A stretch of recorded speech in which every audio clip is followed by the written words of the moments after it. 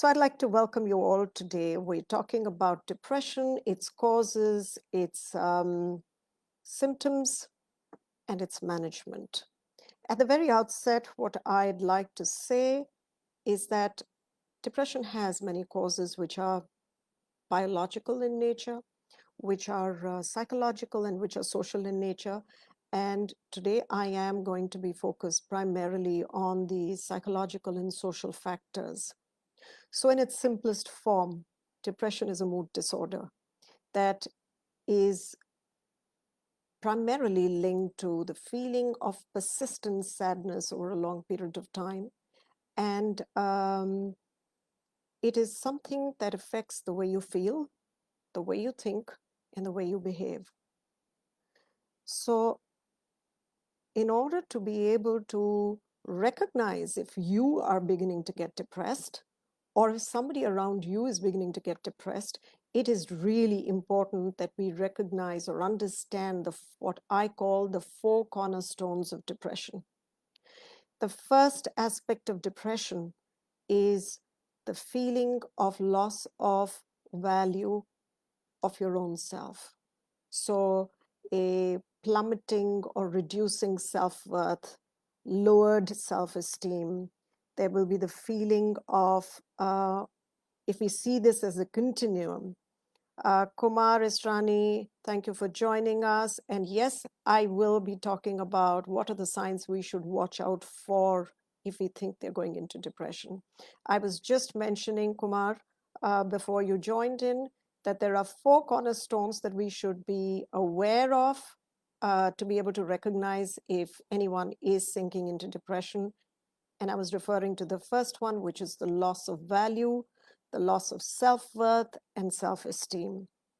Now, when we look at this, there is really a continuum. On one end of the continuum, there could be people who started feeling that my life is wasted. I have not achieved anything. People have done so much with their life. I've wasted valuable time. I have not fulfilled any of my dreams.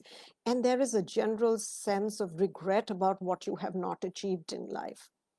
On the other end of the continuum are people who are really negative about that state, and they start feeling, they judge themselves and believe that I'm a complete failure in life and my life has amounted to nothing, and there is a huge amount of guilt and shame associated with this not valuing your own self or losing your own worth in your own eyes.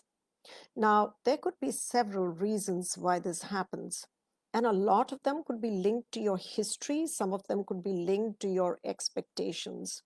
When we look at what could happen in your history, there could be in the past some occasions of abuse. In your younger age, you may have been either physically abused, which is beaten, slapped, either beaten by friends in school, or you could have violence at home by a parent. It could also be caused because of emotional bullying, which is, how children are teased in school, or they're told they're going to be no good, or they're going to be branded and labeled as not good enough in certain ways. And of course, there is the case of sexual abuse, which we like to keep quiet about. But the fact is that it is more rampant than you can ever believe.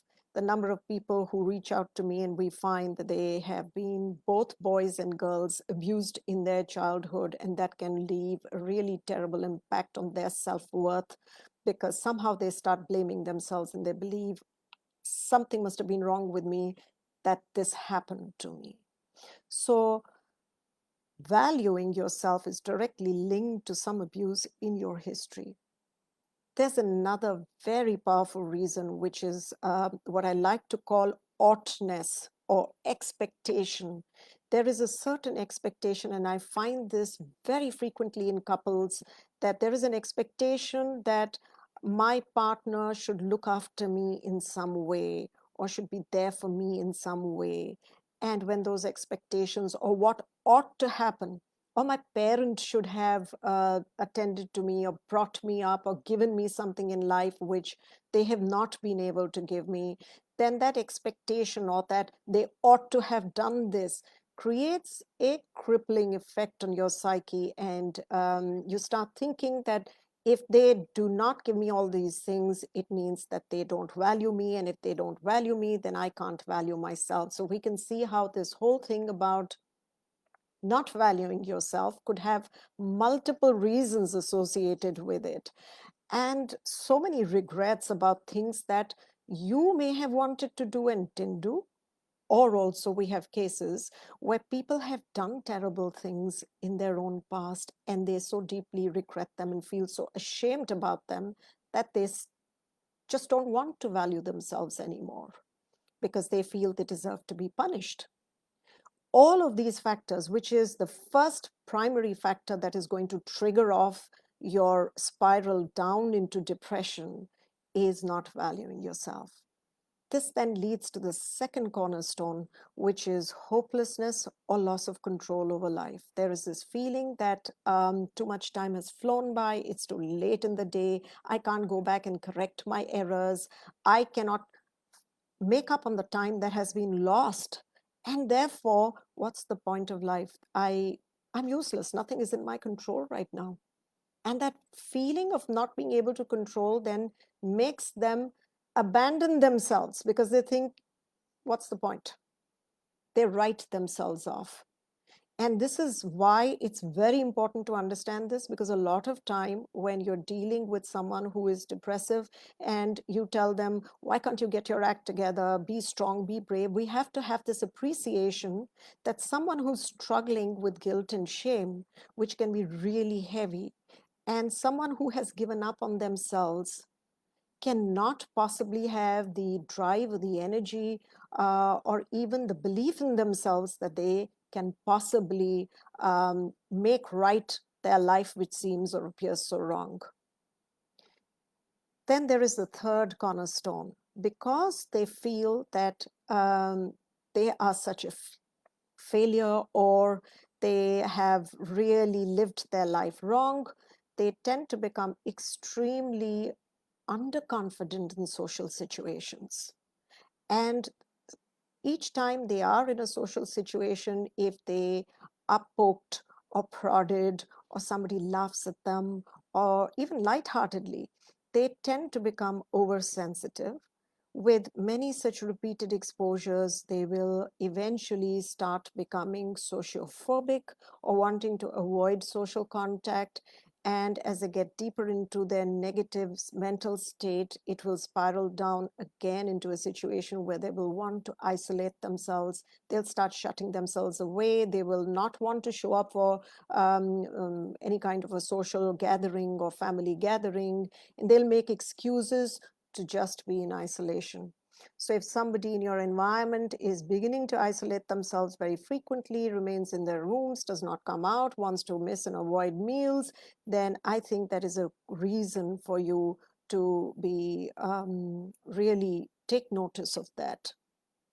Ayush, yes, bullying is a very important aspect, as you're mentioning. And Kumar, I hope you're listening very closely to these symptoms and these cornerstones, because I think if we understand and appreciate them, then we can really help the people around us.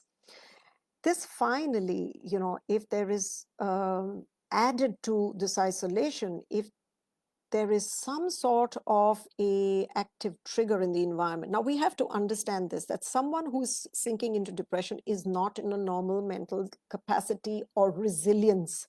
They are not able to sustain a light-hearted joke, and somebody else may turn around and think, hey, this is normal conversation. Why is someone getting so sensitive, or why is someone getting triggered off? But we have to understand that they are in a highly sensitized state. And therefore, we must appreciate that we have to treat them with kid gloves.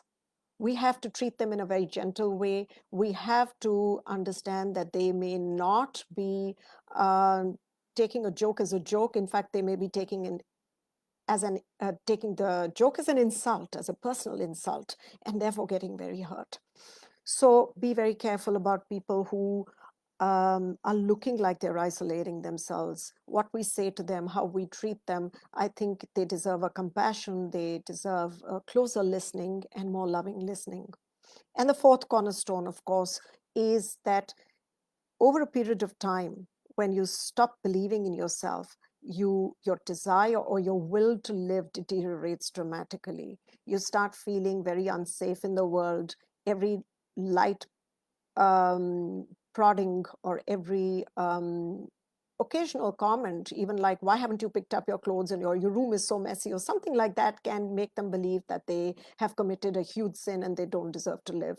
So they can become extremely vulnerable to criticism. They do not receive it like feedback. For them, it lands like somebody's hitting out at them, and they start believing that the whole world is against me. There is a increased or heightened feeling of not feeling safe and secure in the world. So at the heart of it, depression is symptomatic of a deep disconnection at all levels. You're feeling disconnected with your own self and who you are and why you are still living and whether you deserve to live or not. You're feeling disconnected with your family and friends and you don't want to even meet them. You're feeling disconnected with the world at large, and you're feeling disconnected with what's the purpose of living. There's no purpose. There's no motivation to live. So we can see it's a really, really dark place to be in. What are the exact symptoms besides these four cornerstones that we're talking about? So I'd like to categorize these symptoms into three areas. There is, firstly, your sleep and your breath patterns. There are your nutritional patterns. And there are most importantly, your behavioral patterns.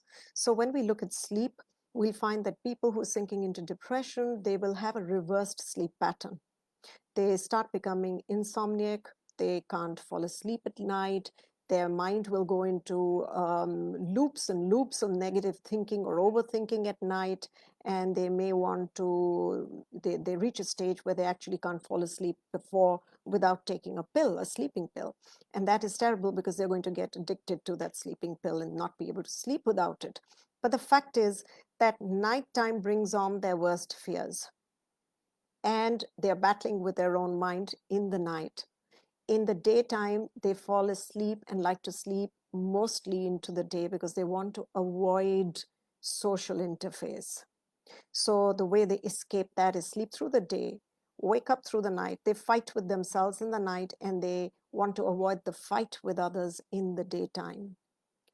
Um, the breath pattern you'll notice is that people who, yes, Namrata, you're saying you can't fall asleep till the sun rises. Yes, because there is also perhaps the feeling of being unsafe in your own mind. And this is really important. I think regularizing your sleep pattern and going to bed at night and waking up in the morning with the sun is very important, and we'll come to that and the reason for that, because it has something to do with your inner pharmacy, which I'll talk about a little later. But coming back to the breath patterns, we find that people who are depressive tend to breathe very, very shallow.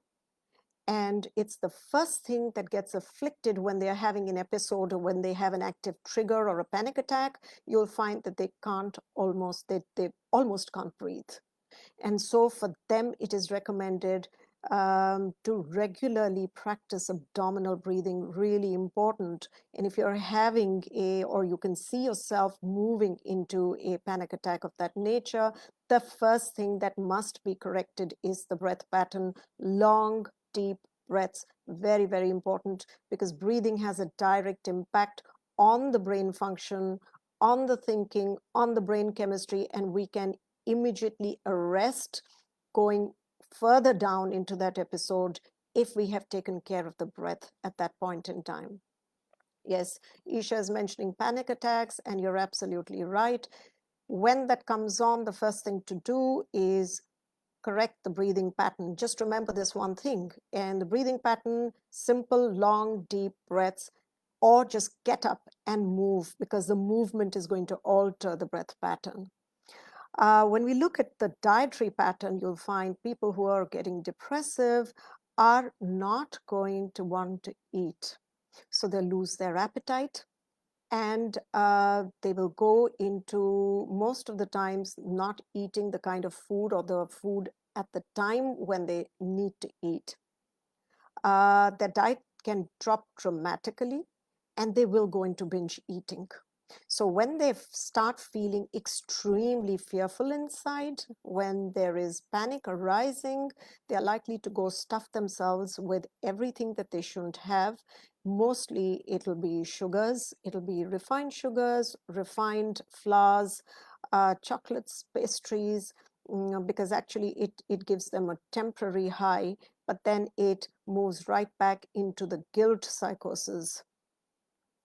Charu is asking, if we don't have a breathing problem, then also it's a panic attack. Absolutely, Charu. You can have a panic attack without the breathing problem, because panic can present itself very differently in all people.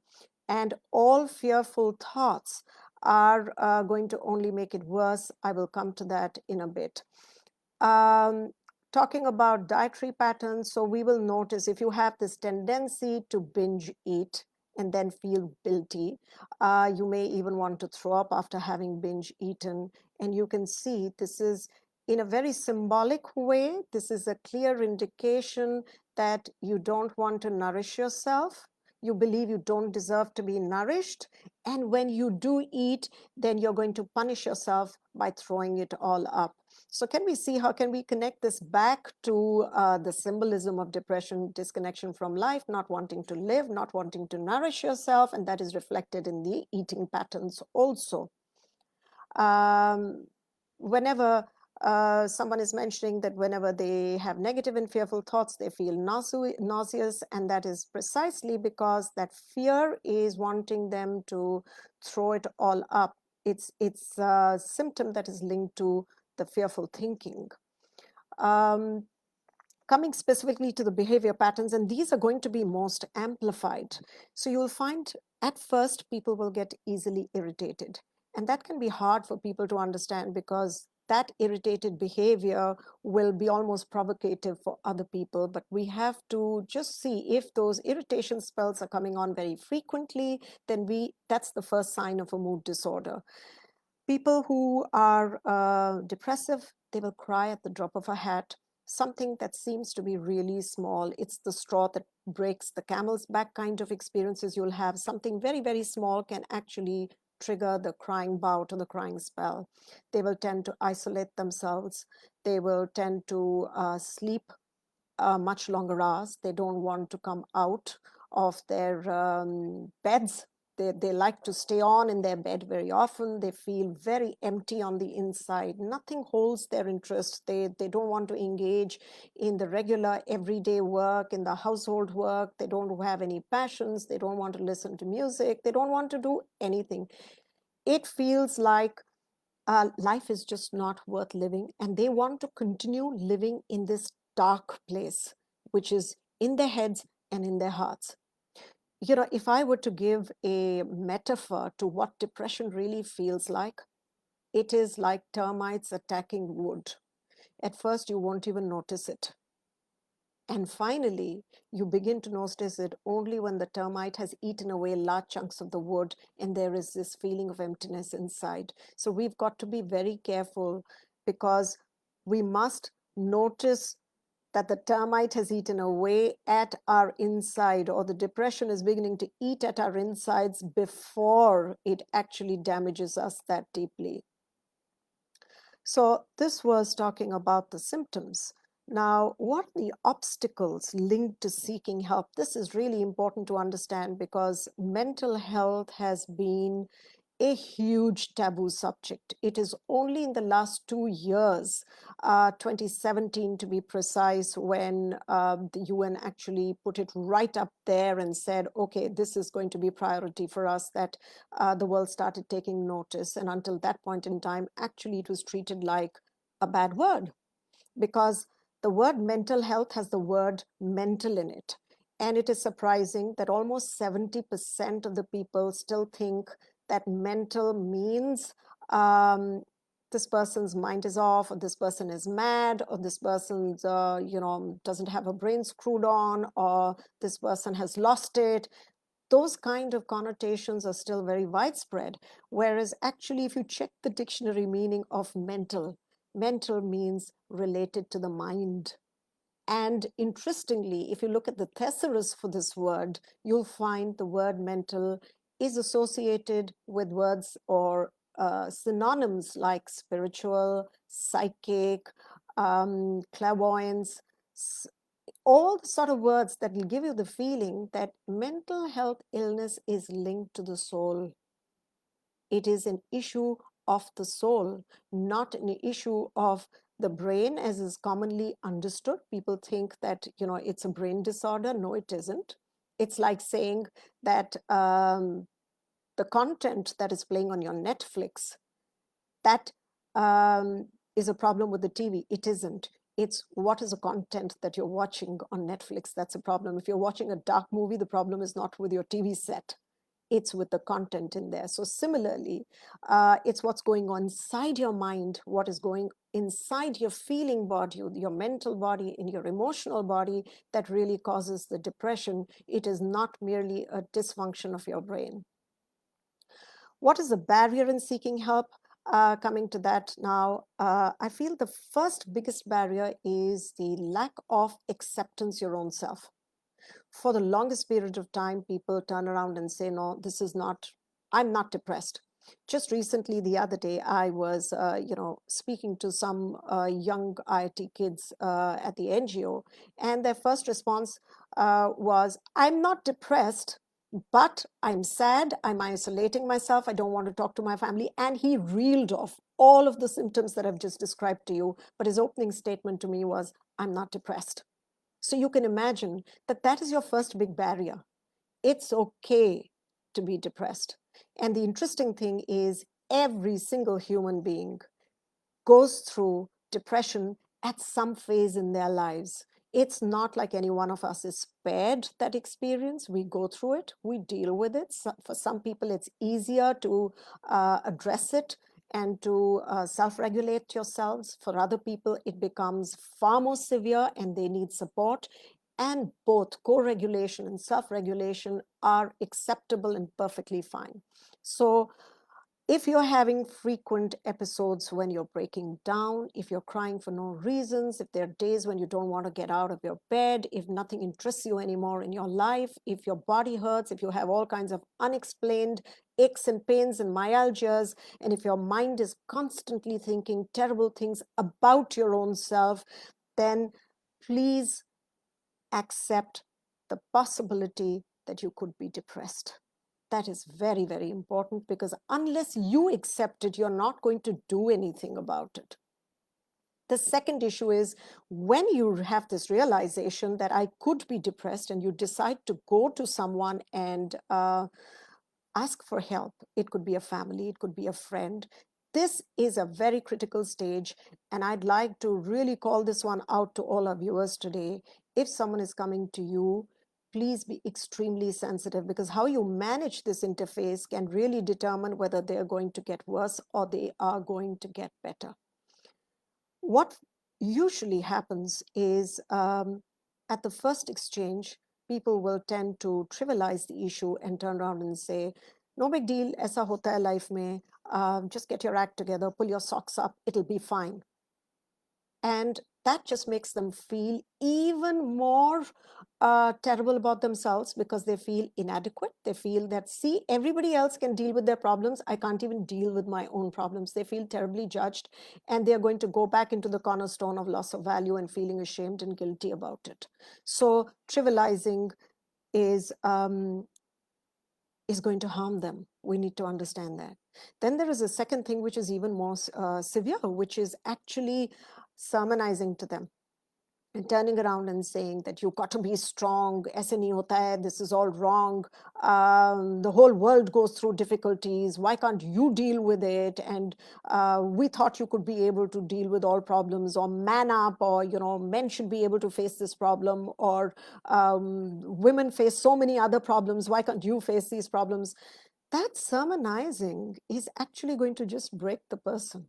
They're going to feel this whole thing about loneliness and why did I even come to this person? And I'm going to feel so much more terrible about myself, and I'm never going to trust anyone again. And I'm so unsafe in the world. And again, will to live is going to diminish further. There is sort trivializing, not to be done, sermonizing, avoid, please. And the third is trashing. This is a more severe form of the above two. And this is like actually taking a very, very stern tone and saying, "Ye sab bakwas hai. This is all nonsense. Just get on with your life. You're an intelligent person and you're capable and you just get on with it." Now, I had a recent experience when somebody was actually very, very triggered. They wrote into me and they said that there was apparently a recent video released by a film star, by Jackie Shroff, I think, on depression. And I think I hadn't seen the video, but before today's session, I chose to actually look that video up and see what it was all about, because this person was so distressed. And they said, this man is actually denying that anything like depression actually exists. Now, when I watched the video, I saw that probably what he was trying to do was to motivate, but to motivate by trashing the problem itself is is going to be an issue. So I think avoid trashing anyone. Avoid telling people ऐसा होता नहीं है या depression जैसी कोई चीज़ नहीं होती है कि मर्द बनो और just get on with it. अरे लोगों के साथ इतनी तकलीफ हो रही है. Don't do that. Yes, of course, everybody goes through problems, but the point is we're dealing with this one individual, and anything we say to them can lead them to wanting to end their lives. It can make them suicidal. And we don't want to do that. We want to be there to support them. Please, I'm urging you all, be sensitive when someone reaches out to you and asks for support and for help, because it's taken them a lot of courage to even take this step. And the second thing is, maybe you are one person who has dealt with depression and you've done a really fabulous job of that. Maybe you have tremendous courage. Maybe this individual doesn't have the degree of courage. Maybe the amount of shame and guilt in that person's minefield is so much more extensive, or the trauma they have been through is so much larger than the trauma you have been through. We cannot compare our story of pain. And so let us abstain from making judgments. The only thing we really, really need to do at that point in time is give them our listening. Give them our listening in a very compassionate way. Reach out to them and say, what you're going through, I understand it. And I am there for you. And you can talk to me anytime you want. That reassurance, just give them your back. Just say, I am there for you. And that will encourage them. You can then become the bridge to getting them in touch with someone who has the capability or who is equipped to handle in a more efficient way this problem with them. So that is the second issue. First one was making the choice yourself, accepting yourself, I'm depressed, and actually reaching out for help and speaking to a family member or a friend. The third stage arrives, the third hindrance you have to, roadblock you have to overcome, is when you actually go to the doctors. Now, this is the point that you'll be run through a series of tests and your reports will arrive, and you will be ascribed some labels. So very recently, somebody called me and said, I've just gotten my tests and will you please take a look at them, because I've been told that I've got borderline personality disorder and I may even be bipolar.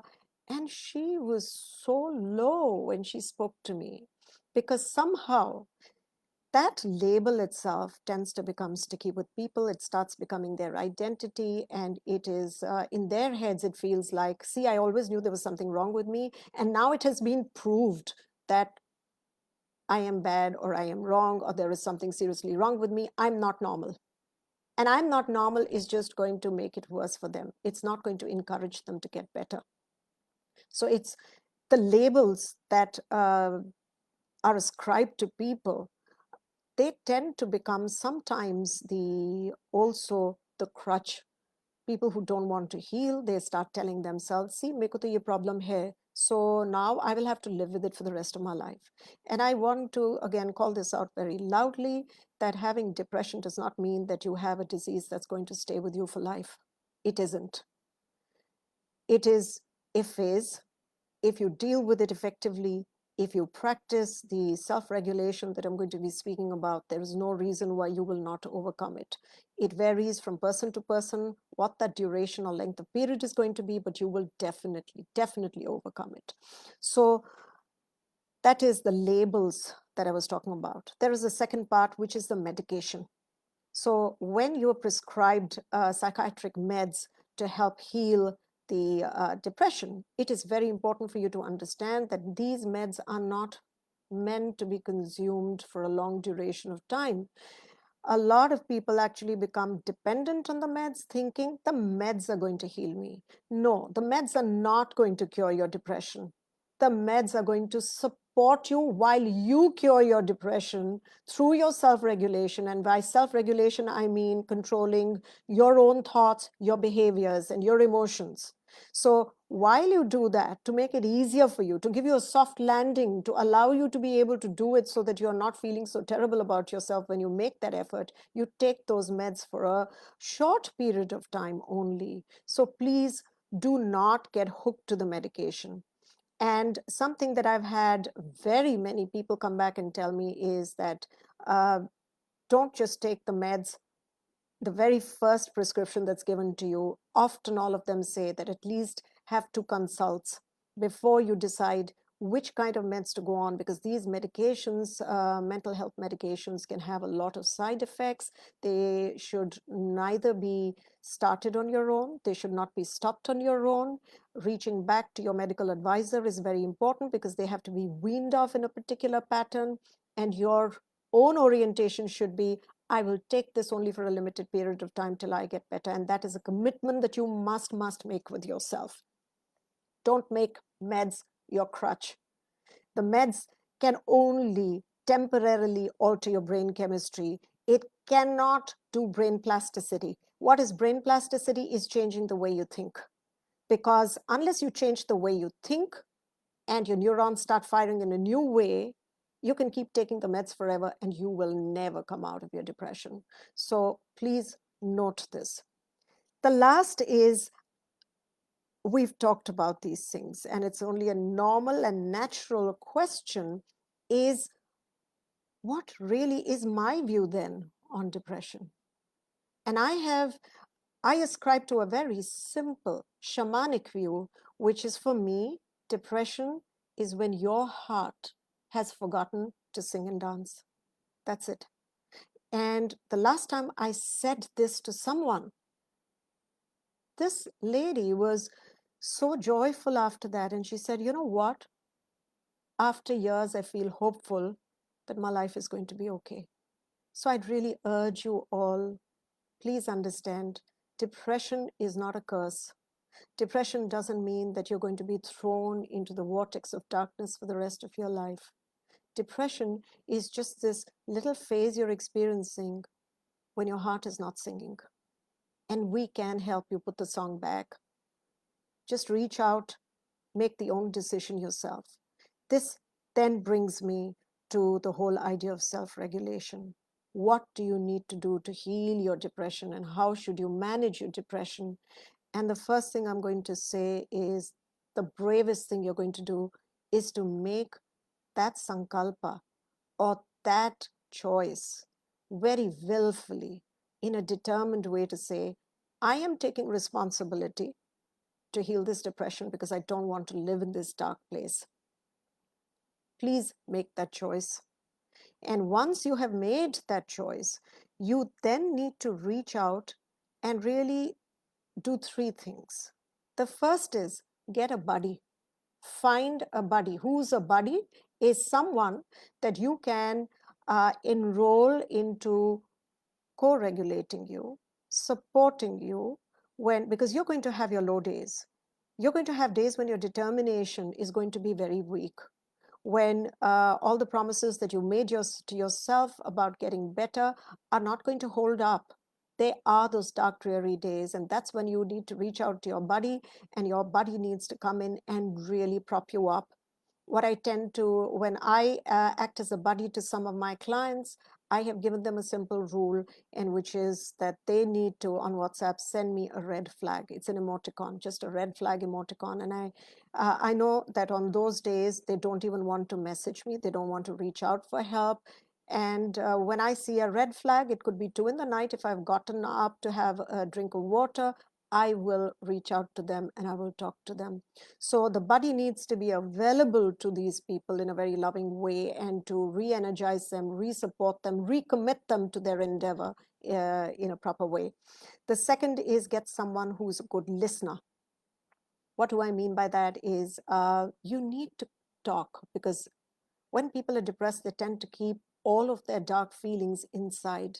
Venting helps. So if you can find someone, now that person could well be your buddy, or it could be someone else, someone who has the time and someone who has the patience to be able to listen to you, and someone who knows how to listen without judgment, who can hold that space for you. That is also very, very useful. So go through your friend list, go through people who you think have the time, and enroll them, ask them, request them. Listen, I'm going through this issue, and there may be days when I want to talk to you. What's a good time to connect with you? And please have that second person who's your listener. And the third is, of course, find a good therapist. Find a counselor or a therapist who you resonate with. Not Don't just blindly go by references. I would urge you to have a telephone call with that person, speak to them, see if you vibe with that person, because there may be many therapists who are very, very good, but you may feel more comfortable, more safe talking to one over the other.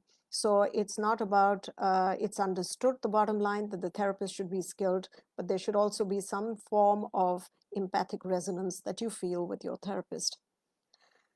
This brings me to the third point, which is awareness of your own depressive patterns.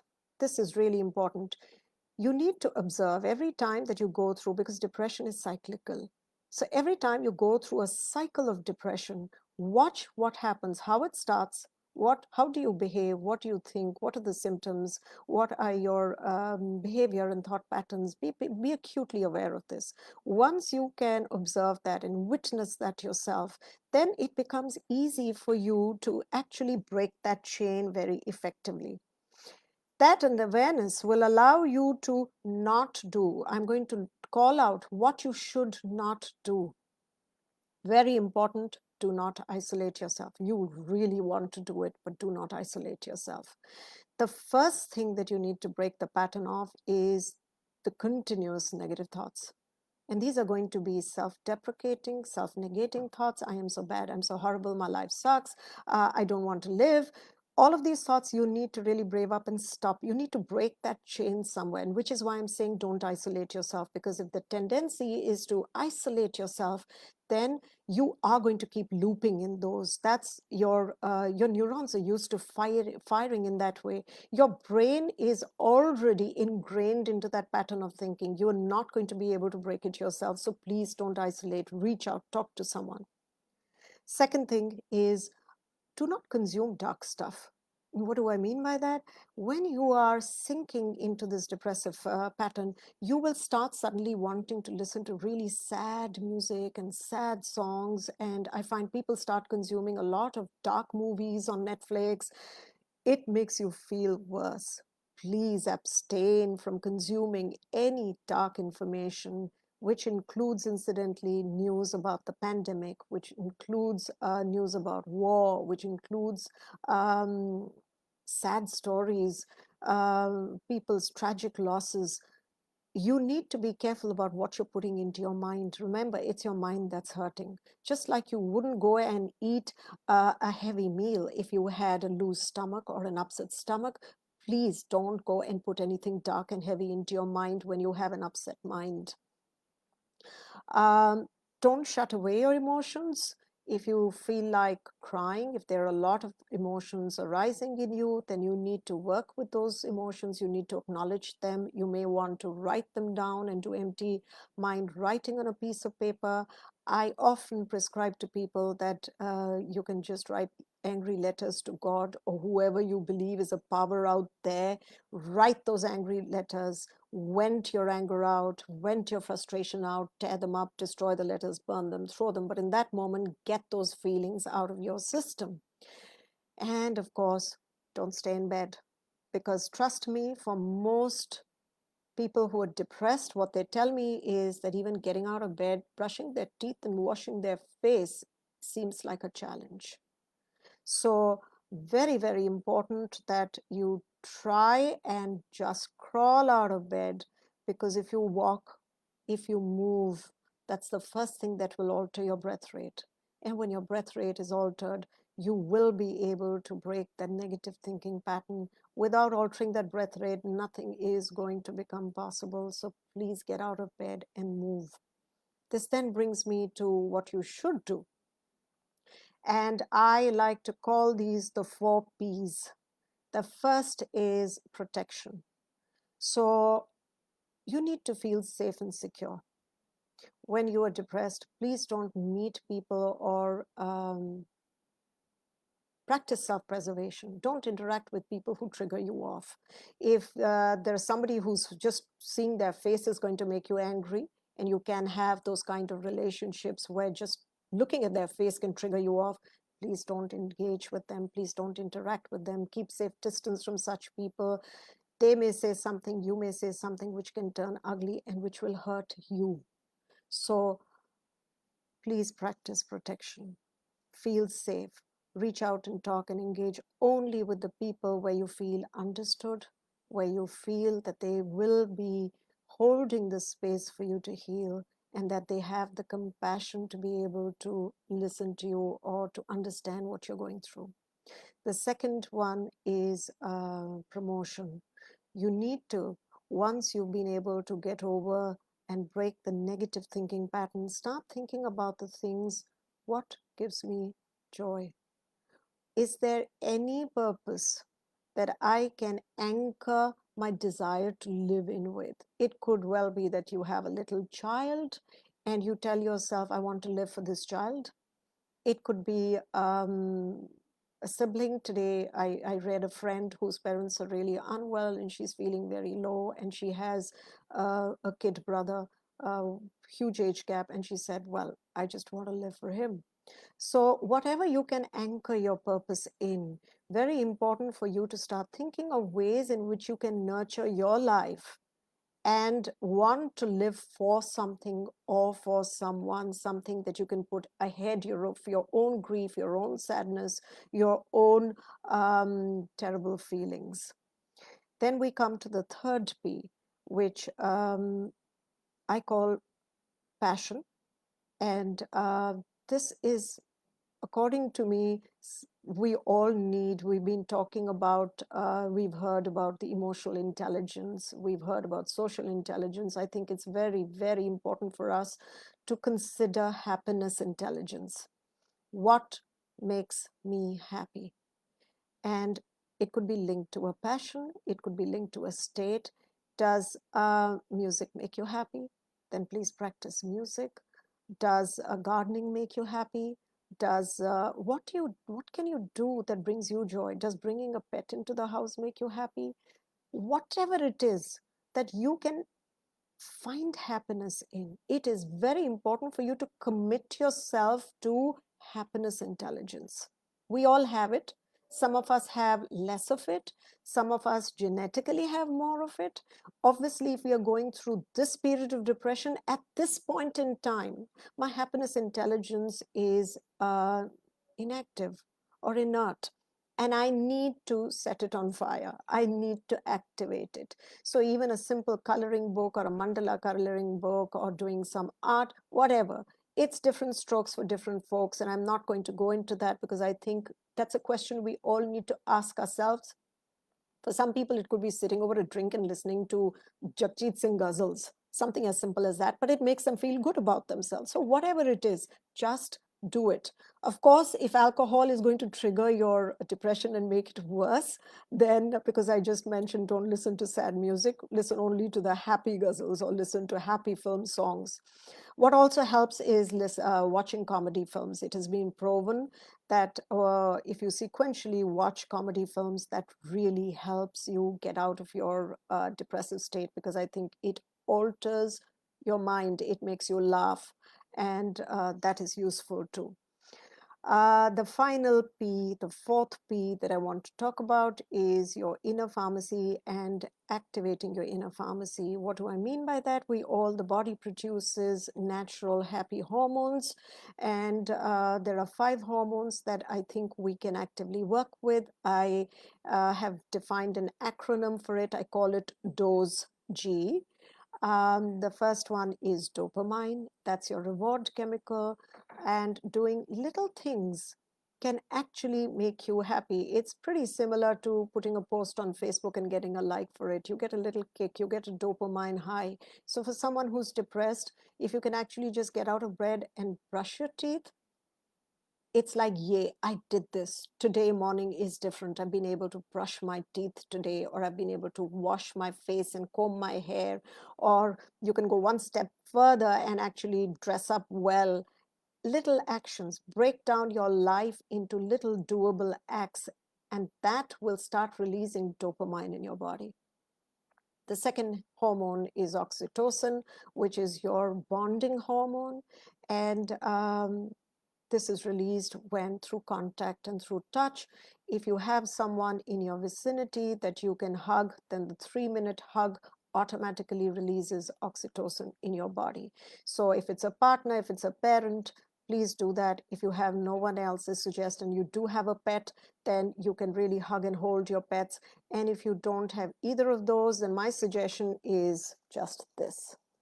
Just hold yourself, hug yourself, and rock your body rhythmically, because the rhythm will transport you back to your womb state and to the rocking that you may have experienced in the mother's womb.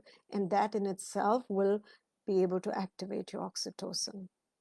So we have done the D, the dopamine, the oxytocin, the S, the serotonin is the most important one for depressive people, because they usually have low doses of serotonin. You can get a good serotonin release by being in the sun, which is one reason why I'm telling you, don't isolate yourself, don't stay in bed, get out there and get some sun.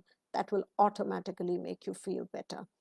And then is the E, the endorphins, which is your painkiller, natural painkiller, which comes through exercise. So if you can walk around the house, if you can go one step further and actually do some skipping or some jogging, well, that is great.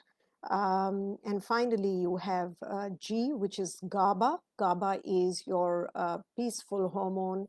And following a guided meditation, it's impossible for you to meditate without the guided meditation if you're depressed. So I suggest that you listen to some soothing guided meditation. And now there are a lot of apps available, online meditations that you can just listen to and give yourself that release of GABA. So those are my 4 Ps for activating your inner pharmacy, for being able to move yourself and manage, self-regulate yourself and heal your own depression. I want you to understand one thing very loudly and clearly. If there's anyone who's going to make this depression go away, it is you. It's the choices that you're making. The meds can support that process. The therapist will partner in that process. The family can be supporting and understanding, but eventually you are the healer. So please, please believe in yourself, and you can do this. You can conquer the depression. Well, that's all. I think I've also timed out. That's all I have to say to you all today in this conversation, and I'm ready to take any questions if my viewers have those questions. Thank you, Partha, for that lovely compliment that you've given me. Uh, and it's really wonderful to have you here with me today. It reminds me of the time when both of us were together at the Life Positive Festival, facilitating workshops. Thank you, Ranjiv. Thank you, Charu. Yes, Charu says it is a major task to do. Yes, it is, Charu. I don't think depression or overcoming depression is easy. The experience of depression itself is very daunting, but I also believe that we all have it in us to be able to deal with it. And if any one of you want to reach out and to me, I am there. Please feel very, very welcome to reach out. Devashish is asking a very, very important and relevant question. Can spirituality help? Absolutely, Devashish. I think you came in later. I actually mentioned that at the heart of it all, it's the disconnection with the soul, it's the disconnection with your own self, it is the disconnection with life itself, it's disconnection with purpose, and of course, connecting back to your spiritual essence is highly useful. I've also been doing a whole series of YouTube videos on my channel to be able to support people, because I can only personally attend to so many people. So those of you who might want to receive that information, please, you can get on to my YouTube videos. I have a channel called Suzy Singh, and there are a whole host of videos that can help you deal with and attend to your issues that trigger your depression. If there are issues specifically that you'd like me to develop more videos, you could always write into me, write into Life Positive, or access me through them, or email me, and I'll be very, very happy to support all of you today. Thank you so much, Namrata, for your appreciation. If there are any questions, thank you, Harjeet. Thank you so much, Shivi. It was wonderful. I'm so happy to see you here. Thank you, Ayush. Thank you, Shalini. Shalini says, I'm sure I will win at it now. Shalini, I can't tell you how happy that makes me feel. I really, my heart goes out to you. And I am going to say this, of course, you are going to win. Harsha, thank you so much. It was wonderful to have you here, and I'm glad you found the session insightful, and most certainly we will do more sessions going forward. Devashish, as always, you've always been such a great supporter. Thank you so much. Thank you, Ayush. I'm glad this helped you. Neha, thank you so much, Neha. I'm glad that you found useful insights, and listening is very key, Neha says. Yes, and very often, if we can also just provide that listening, I have a wonderful YouTube video on how to listen better. So those of you, because listening is so critical in supporting people who are depressed, you might want to visit the YouTube channel and listen to how to listen. Abhishek, thank you. I'm glad you found the session useful. Thank you all very, very much. I really appreciate that all of you found the time to be with me here today. It has been my pleasure to participate in this conversation and to be able to support you in some small way. And I really hope and pray and wish that each one of you is going to make a difference to somebody's life, either your own or someone in your environment who will benefit from your presence. Thank you all.